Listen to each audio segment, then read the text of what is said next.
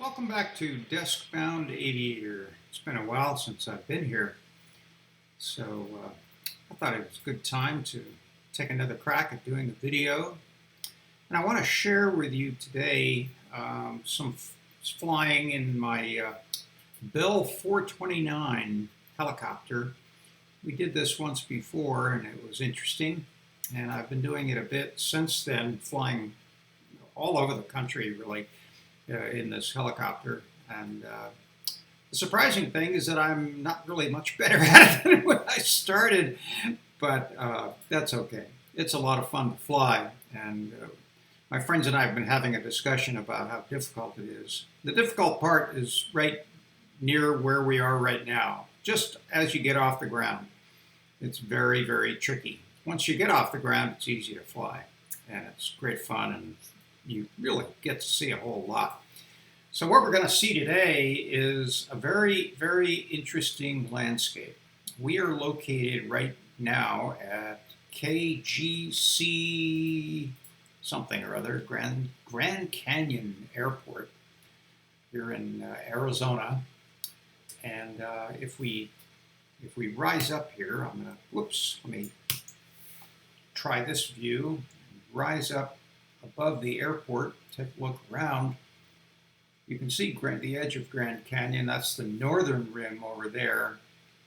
And so we're going to take off and hope for the best. Let's see, get back down to our view. We've got our pilot on board.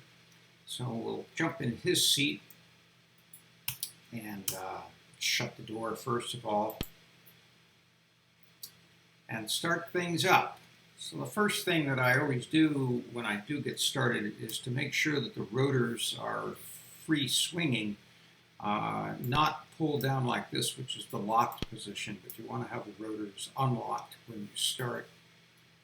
And then we'll jump down here and flip on the batteries. And that gets some of the power systems started.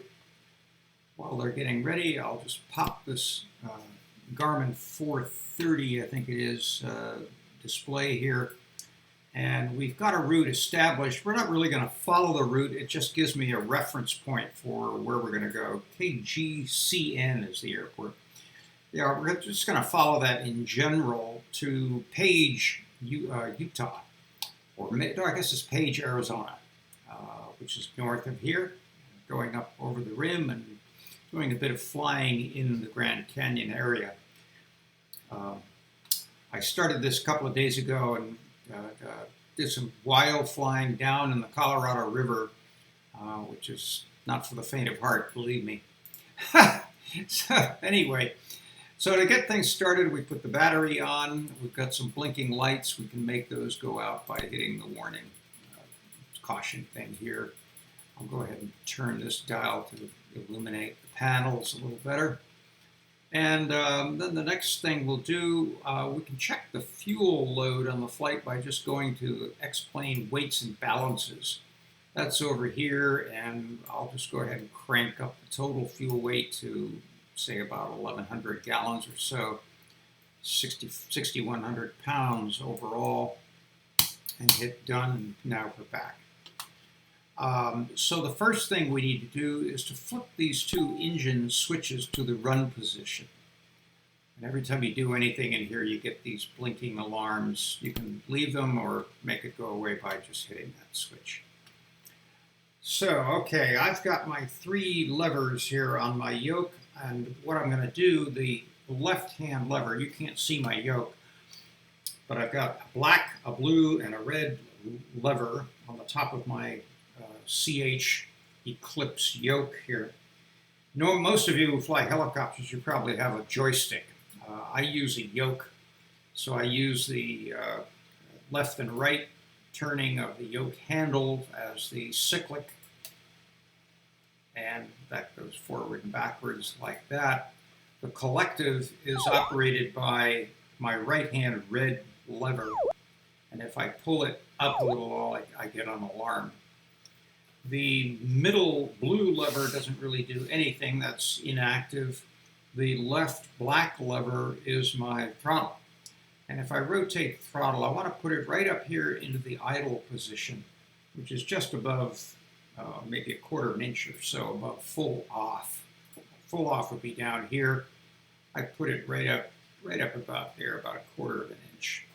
And that's just the position you want to be in to start the engine. Okay, so having done that, we start up the first engine by taking the center switch here and just pushing it to the left. And you'll hear and you'll see the rotor start to spin, and you'll hear the engine spool up and then settle back down to about 9,000 RPM, a bit over that. Once that's done, we'll go ahead and turn on the number 1 generator switch. That fires up some other instruments. And then we can do the same thing for engine number 2. And its indicator swings up and comes back down to match the position of engine number 1. Once again, we can flip on generator number 2. I then usually turn on the pitot static switches, give ourselves some measurement of how fast we're going and so forth.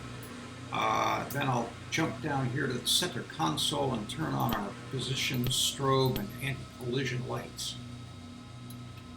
If we were landing, we could turn on the pulse landing light. We're not landing, so we don't need that yet. And if it's daylight, we probably don't even need it at all. Come back up here to the center panel. Those things are all set. Our route is established. I will pop this, and if we were to fly the route and activate autopilot, we would want this to be on GPS mode, not VLOG mode. Now, to activate the autopilot, there are 3 switches down here on the front panel. One's called AP1, AP2, and then trim. The SCAS is how you actually activate autopilot. We're probably not going to use that today, but if we were going to activate it, you would press the bottom part of that button, and that would engage the autopilot. We'll go ahead and put the trim switch on. TA mute doesn't need to be pressed. And this panel here allows us to regulate our speed and monitor whether we're rising or falling, and so forth.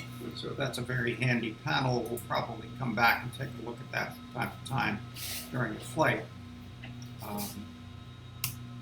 So let's take another look at that view. We've got our switches turned on. Everything seems copacetic. And the one last thing we need to do is take that black lever, the throttle lever, and raise that up to the full power position, which I'm going to do now. And you'll see this yellow indicator on the MFD panel. You'll see that rise up.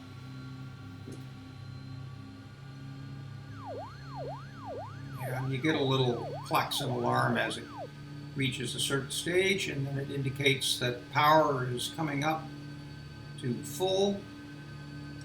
And when it reaches that red line, we're pretty much ready to go. So we're rotating nicely.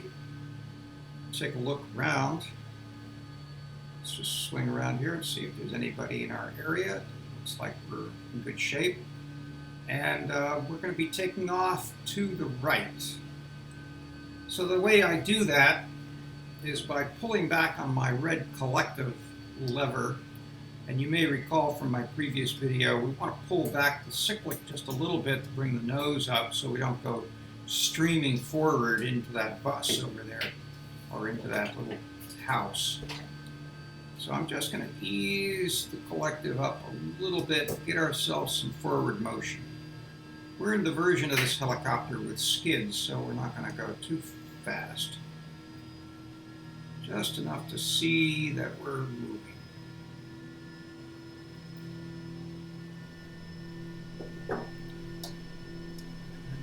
Use the rotor, the tail rotor, and up we go.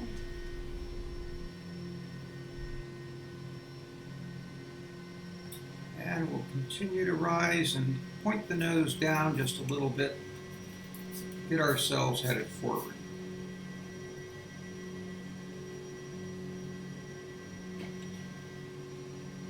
$100. Get an indication from the annunciator that we're at 100 feet. And as we point our nose down, let's start to build up some speed. And you can see the speed on this dial right here. We're now doing about 60 knots, heading down the runway. And let's see if we can find out where the Grand Canyon is. Yeah, it's going to be back this way, so let's just circle around the tower.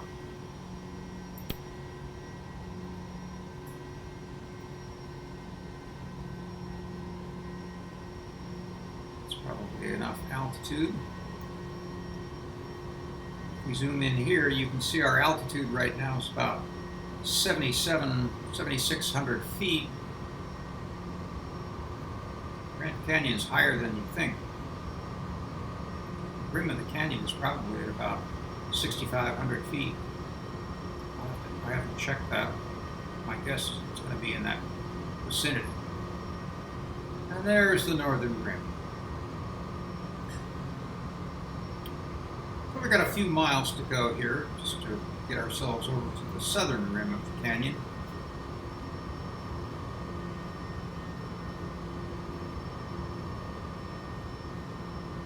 Now if I push the collective down a little bit, see by this gauge here, this is another version or another style of the altitude, and you can see now it's going down.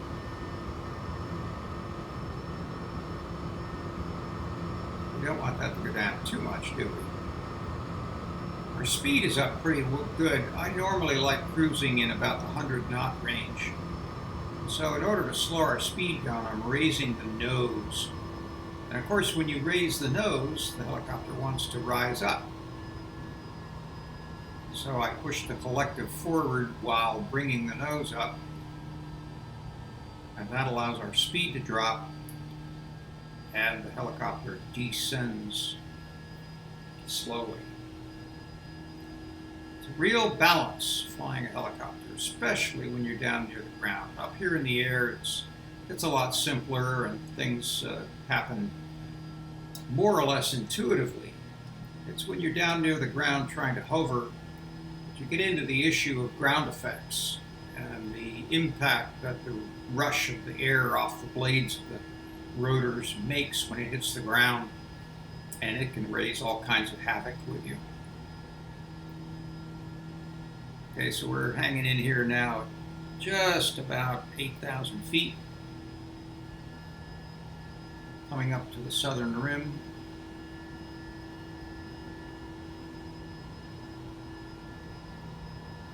I've been to the Grand Canyon, and it's very similar to what you're seeing here, including the little tufts of grass or bushes that you see populating the landscape up here on the plateau.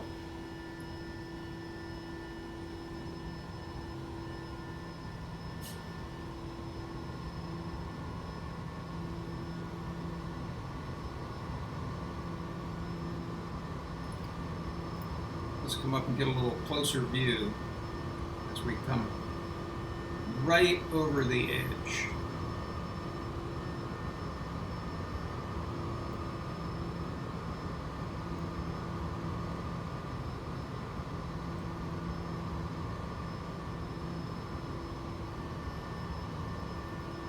Oops.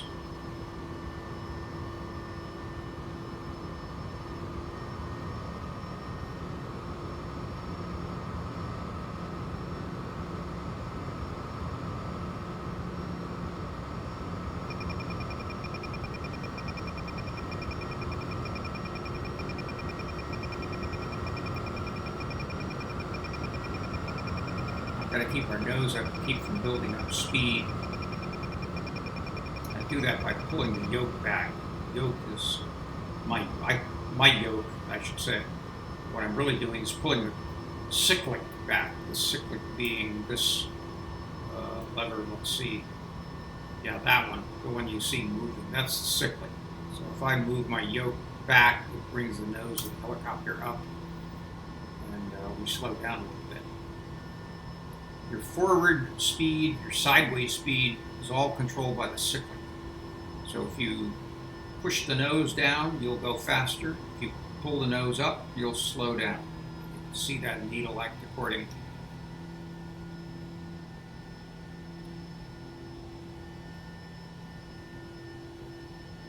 Now the scenery you're looking at here, this section of the Grand Canyon, this is all orthophoto scenery, courtesy of a gentleman who developed practically the entire United States, developed files for that, and I'll leave a link to that below in the comments or in the description to this flight. Really terrific stuff. It takes up an enormous amounts of file space, and it took me over a month to download all of this stuff. He's got everything but I think Minnesota and sections of Montana and North Dakota maybe that he hasn't completed. We've all expressed our interest in having him do that, but so far not to be done. Now what I'm going to do as we're going along here, I'm going to keep my nose up and I'm going to push the cyclic or the collective down. See if we can descend just a little bit.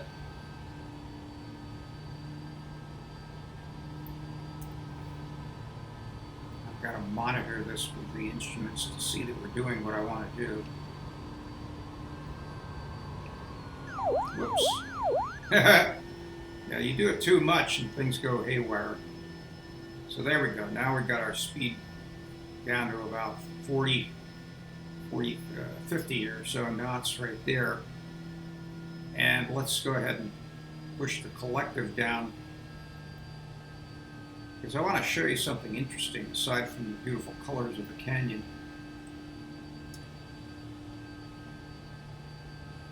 There's this rather interesting spire up ahead of us.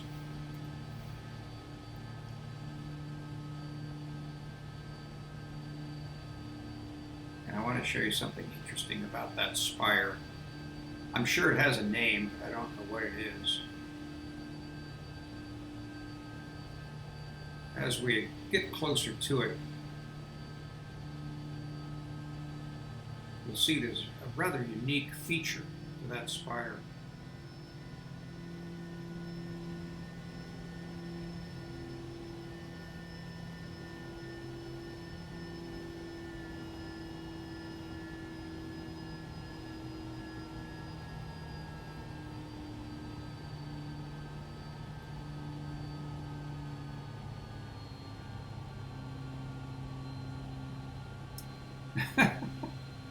It's a tree.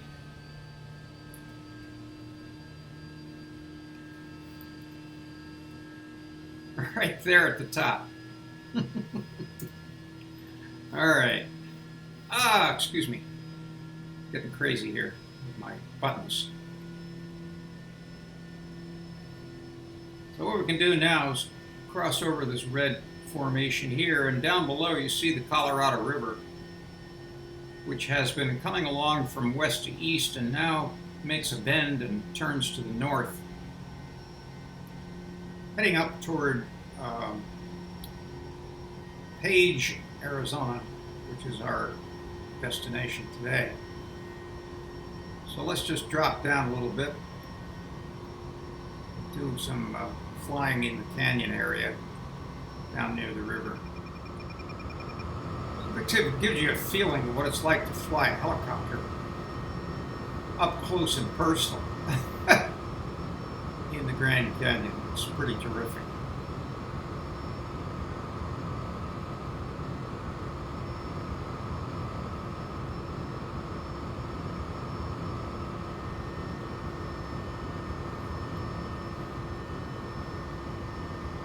Let's see if we can get just a little bit lower without risking our necks.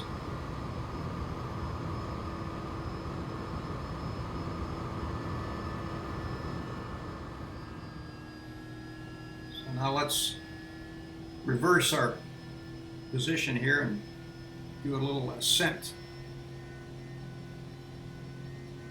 so we can see what this section looks like in the scheme of things.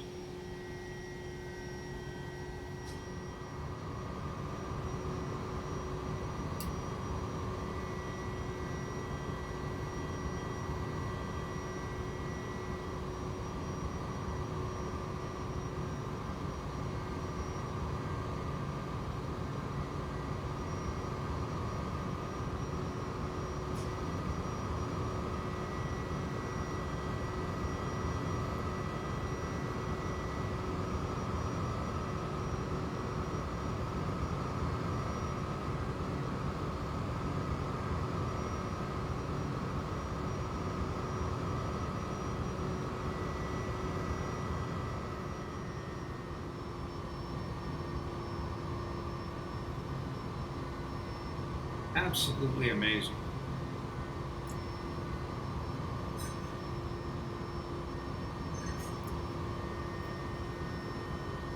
All right, so I will continue flying along here as we carve our way northward toward Page. And when we get to the vicinity of Horseshoe Bend, I'll let you take a look.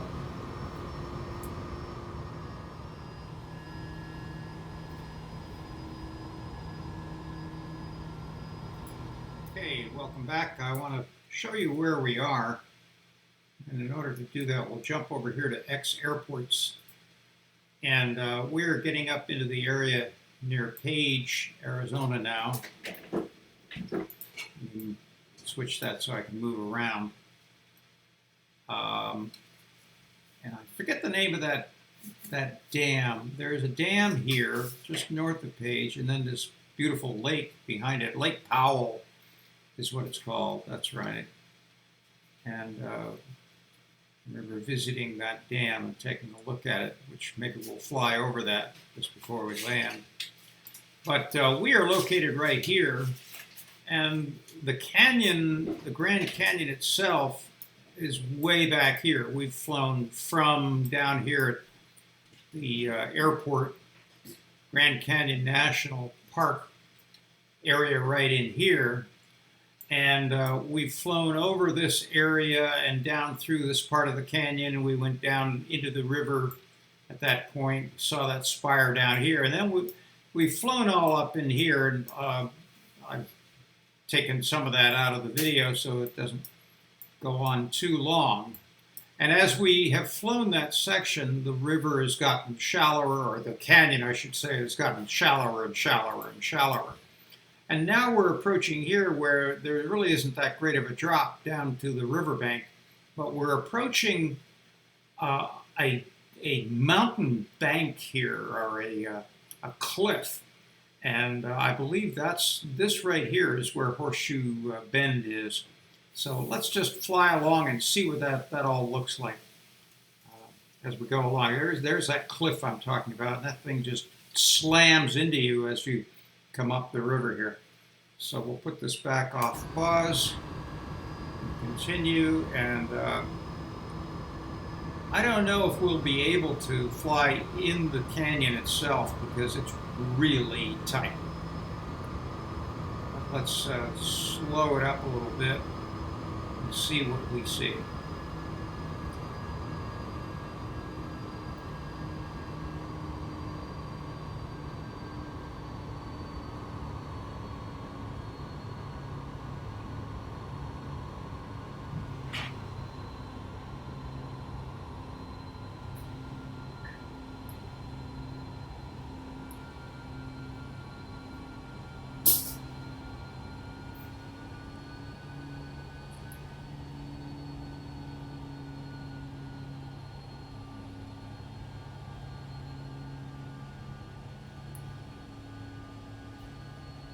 So I am viewing this for the first time just as you are, and I have no idea what we're getting into here. It may be a dead end.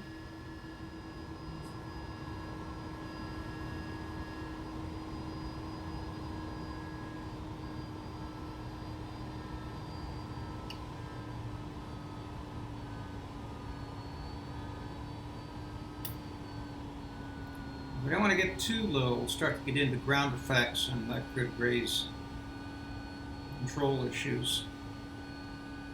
So this is pretty good right here.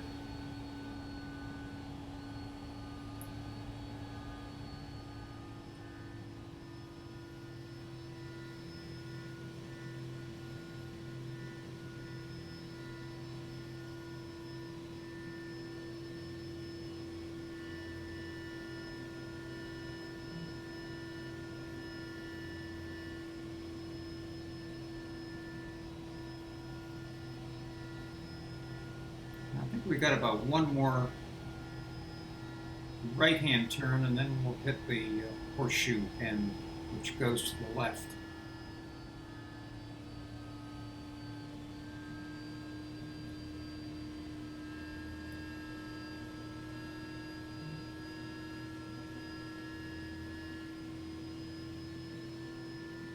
We keep our nose down to keep moving forward.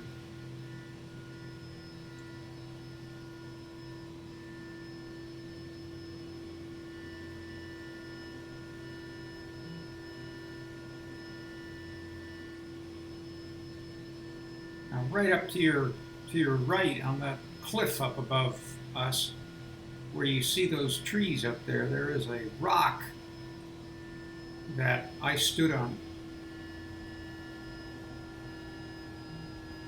overlooking all of this stuff.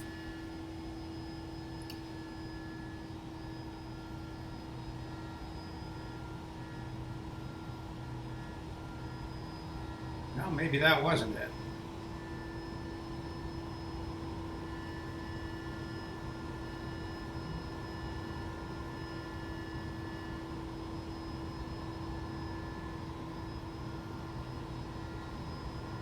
Shadow.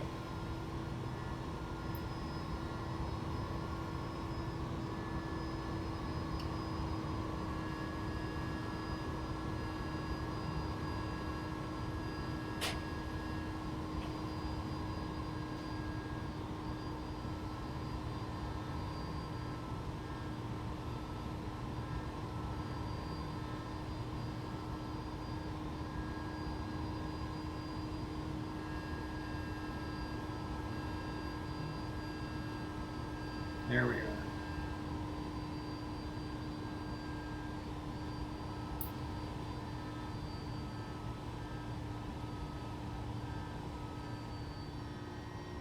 That's what it looks like from up above, looking down at the river, at this Horseshoe Bend. Let's just circle around back here and see if we can spot the bend. It just came through. There's a highway right over there. Yeah, there's the Horseshoe Bend, right there.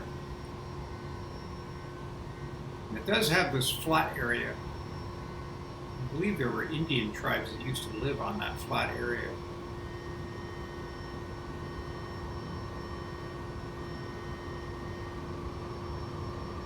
It's a wild piece of carving of the landscape by a river. All right, let's head over to Page, see if we can, and there's the dam. All right, let's see if we can get ourselves down and land this thing in one piece.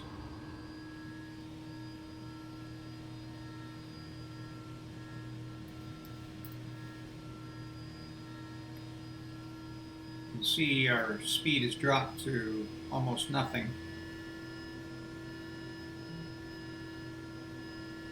Altitude's a little bit above 4,000 feet. Check height.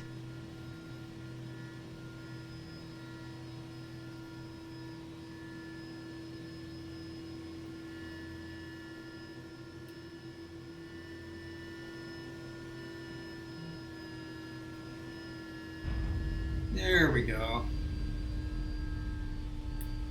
Skid to a stop over here by these guys.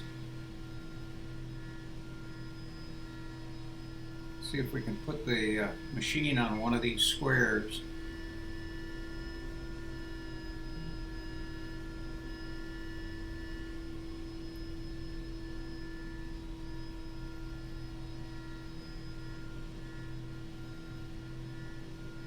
I'm actually skidding right now.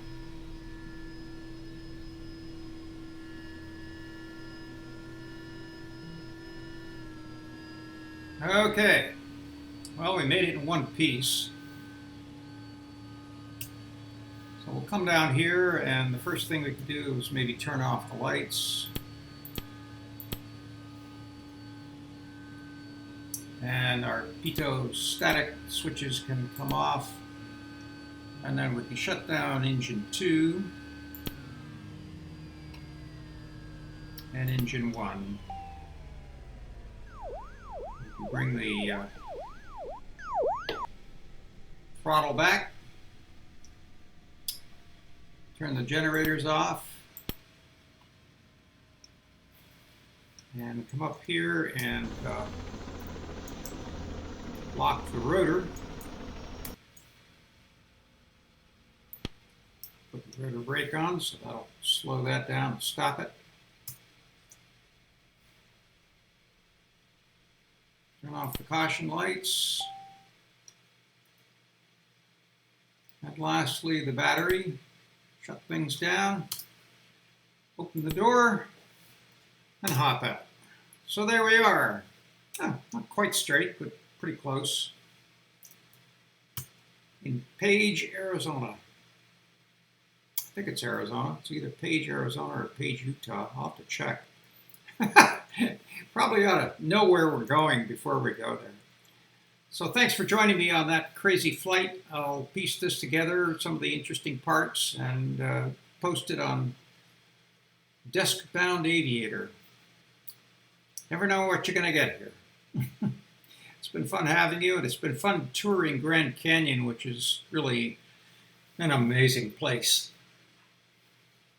So I'll see you soon. This is Steve, your host. As I always say, if you have any questions about this flight or comments, you can save your criticism of my helicopter flying. I'm well aware of how bad it is. If you have any tips on how I can do it better, that would be appreciated. And if there's anything you'd like to see in this channel, I'll give it a try. I'm not sure. I have a bunch of aircraft, but I'm not sure I have the one you'd want to see, but let me know. And I appreciate you being here. Thanks a lot. See you soon.